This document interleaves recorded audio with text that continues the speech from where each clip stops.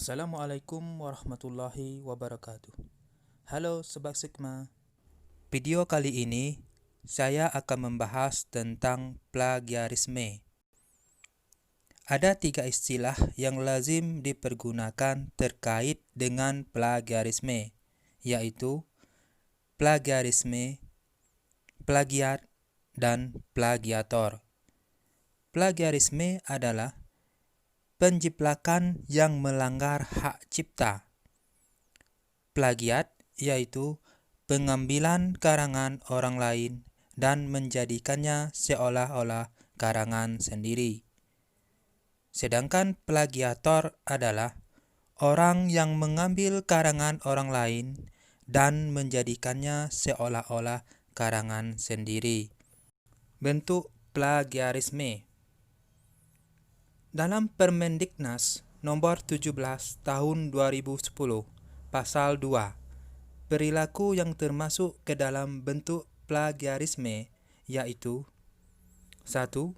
Mengacu dan atau mengutip istilah, kata-kata, kalimat, data, dan atau informasi lain dari suatu sumber tanpa menyebutkan sumber dalam catatan kutipan dan atau tanpa menyatakan sumber secara memadai. 2. Menggunakan ide, sumber gagasan, pendapat, opini, pandangan, pernyataan, dan atau teori tanpa menyatakan sumber secara memadai. Ketiga, merumuskan dengan kata-kata dan atau kalimat sendiri dari sumber kata-kata dan atau kalimat, ide, gagasan, pendapat, opini, pernyataan, dan atau teori tanpa menyatakan sumber secara memadai. Dan yang terakhir, menyerahkan, menerbitkan, mempresentasikan, dan atau mempublikasikan suatu karya ilmiah yang dihasilkan dan atau dipublikasikan oleh pihak lain sebagai karya ilmiahnya tanpa menyatakan sumber secara memadai. Nah, kenapa plagiarisme itu terjadi? Plagiarisme ini terjadi karena terbatasnya waktu untuk menyelesaikan sebuah karya ilmiah yang mungkin menjadi beban tanggung jawabnya, sehingga terdorong si penulis untuk mengcopy paste atas karya orang lain. Yang kedua, rendahnya minat baca dan minat melakukan analisis terhadap sumber referensi yang dimilikinya. Jadi kurangnya minat membaca ataupun referensi yang dimiliki penulis itu sendiri. Yang ketiga, kurangnya pemahaman tentang kapan dan bagaimana harus melakukan kutipan. Jadi, sebagai penulis, kita harus mengetahui cara mengutip dengan baik dan benar, sehingga tidak terjadi plagiat atas karya-karya orang lain. Dan yang terakhir, kurangnya perhatian dari guru ataupun dosen terhadap persoalan plagiarisme ini. Cara menghindari plagiarisme. Ada 3 cara dalam menghindari plagiarisme. Yang pertama, pengutipan. Yang kedua, parafrase. Dan yang ketiga, menggunakan beberapa aplikasi pendukung anti plagiarisme. Pengutipan yaitu menggunakan 2 tanda kutip jika mengambil langsung satu kalimat dengan menyebutkan sumbernya. Pengutipan yang kedua, kita harus menulis daftar pustaka atas karya yang dirujuk dengan baik dan benar. Ya, maksudnya adalah sesuai dengan panduan yang ditetapkan masing-masing institusi dalam penulisan daftar pustaka. Yang kedua, parafrase.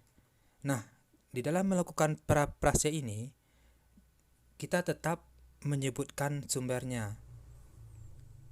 Parafrase itu adalah mengungkapkan ide atau gagasan orang lain dengan menggunakan kata-kata sendiri, tanpa merubah maksud atau makna ide atau gagasan dengan tetap menyebutkan sumbernya.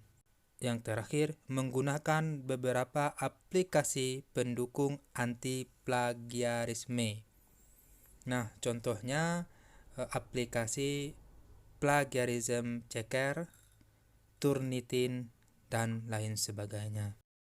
Adapun sanksi plagiarisme diatur di dalam Peraturan Menteri Nomor 17 Tahun 2010 Pasal 12 Ayat 1 itu sanksi untuk mahasiswa meliputi 1. Teguran, 2. Peringatan tertulis, 3. Penundaan pemberian hak sebagai mahasiswa, 4. Pembatasan nilai satu atau beberapa mata kuliah yang diperoleh, 5.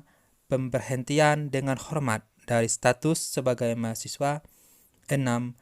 Pemberhentian tidak dengan hormat dari status sebagai mahasiswa, atau 7. Pembatalan ijazah apabila mahasiswa telah lulus dari satu program.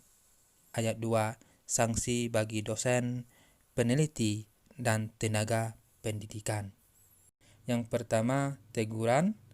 Yang kedua, peringatan tertulis. Yang ketiga, penundaan pemberian hak dosen, peneliti, atau tenaga kependidikan. Keempat, penurunan pangkat dan jabatan akademik atau fungsional. 5. Pencabutan hak untuk diusulkan sebagai guru besar atau profesor atau ahli peneliti utama bagi yang memenuhi syarat. Dan yang keenam, pemberhentian dengan hormat dari status sebagai dosen, peneliti, dan tenaga kependidikan. 7.